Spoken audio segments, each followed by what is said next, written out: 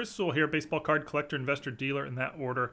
Welcome everyone to High Rollers. This week we're going to do something a little bit different. Since it's late February, it's basically the 2-year anniversary of the peak of the hobby, meaning when prices reached their true pinnacle after the boom in sort of late February, early March of 2021, right about there. So what I wanted to do here was I went back and looked at a bunch of the High Rollers videos from right around that time period and wanted to check out some prices and see how far cards have fallen in value since then. Decided to use High Rollers 46 for the study of this video. That basically came out exactly 2 years ago, or one day off from exactly 2 years ago.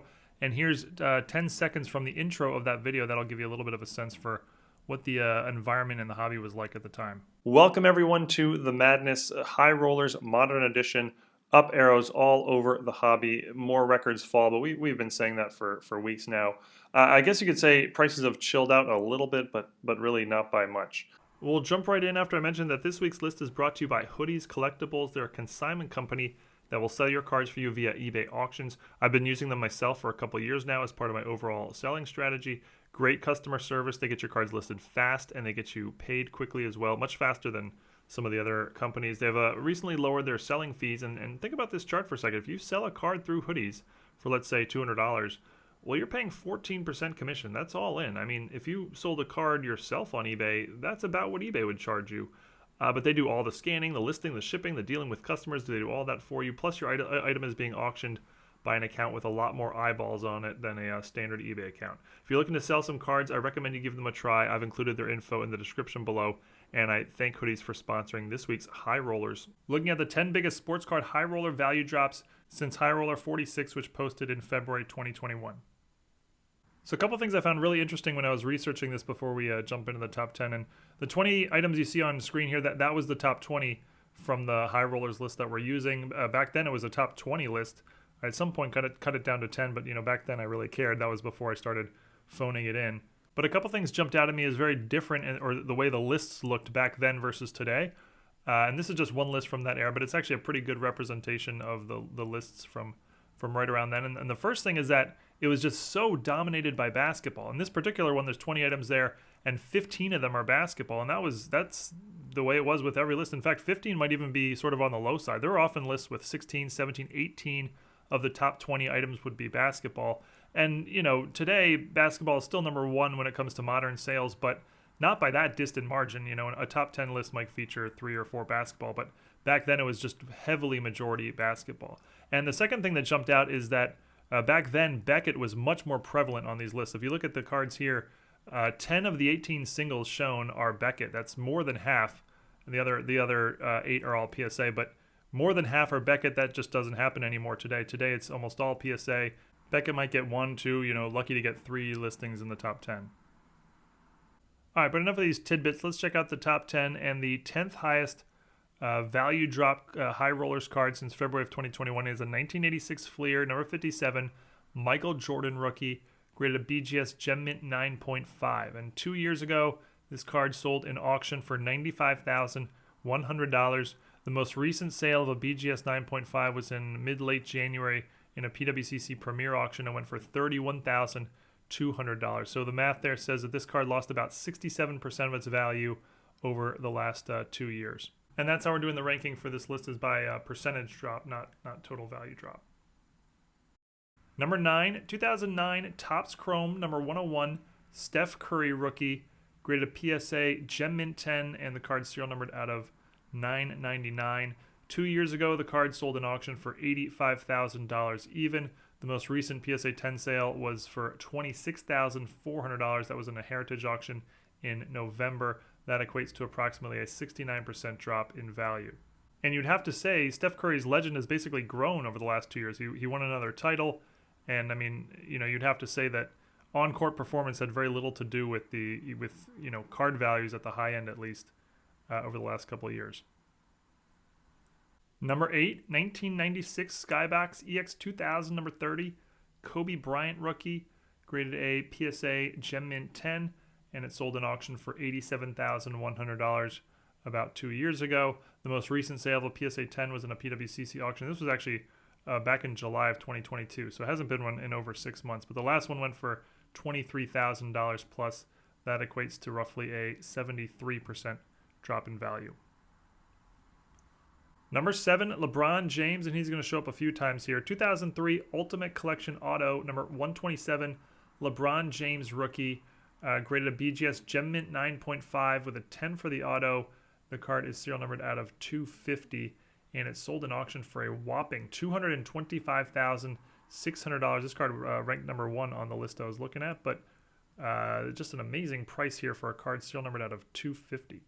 The most recent BGS 9.5 sale was in January, went for just over 50 grand, and that this card's lost about 78% of its value over the last 2 years.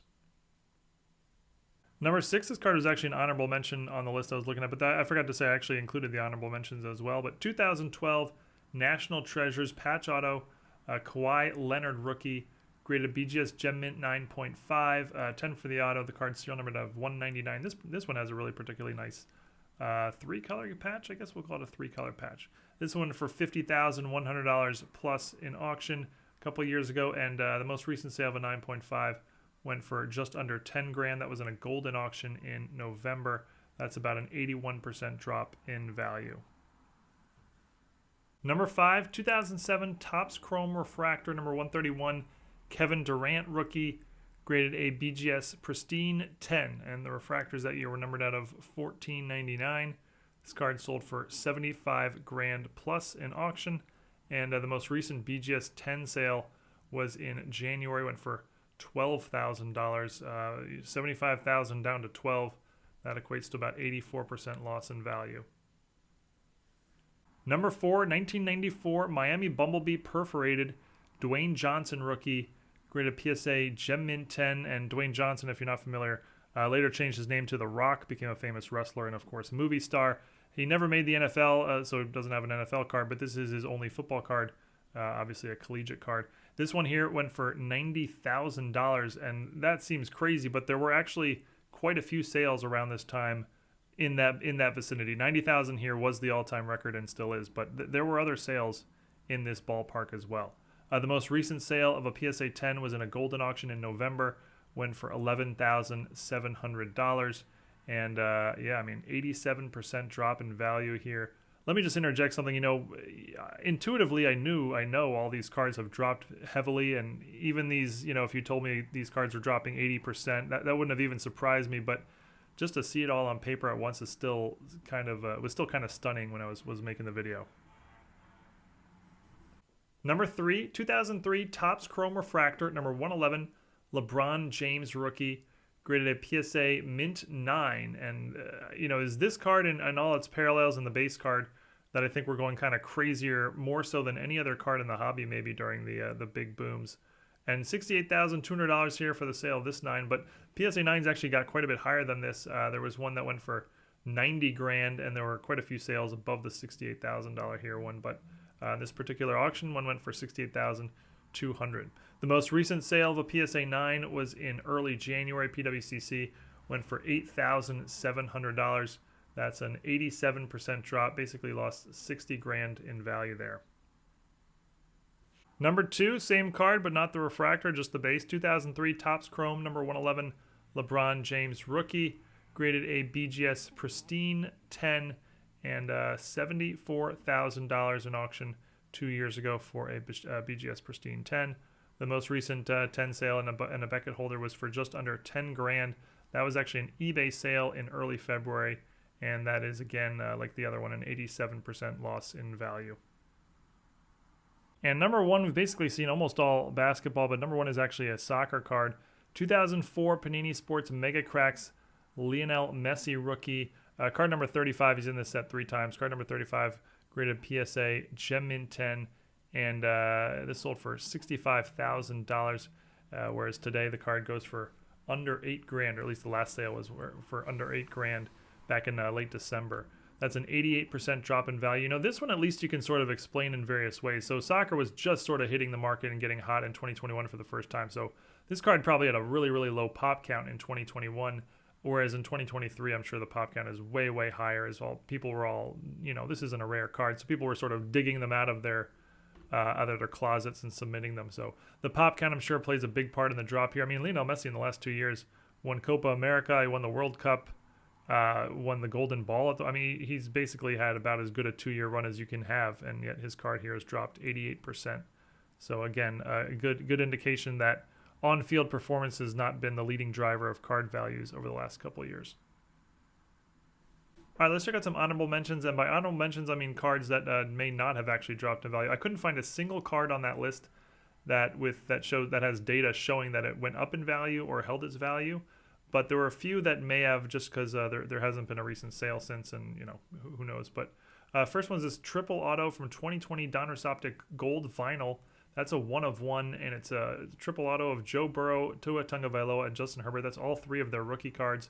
Went for $61,200 back then. I have no idea what it would go for today, but if you told me this card sold today for $61,000, I would totally believe it, as all 3 of these quarterbacks are still considered, major young stars in the game. So, yeah, this card's probably done all right. This one, 1997 Metal Universe Precious Metal Gems Green, John Elway in a PSA 8, which was a pop 1 with none higher, went for $21,000. Again, no sales of this card since then.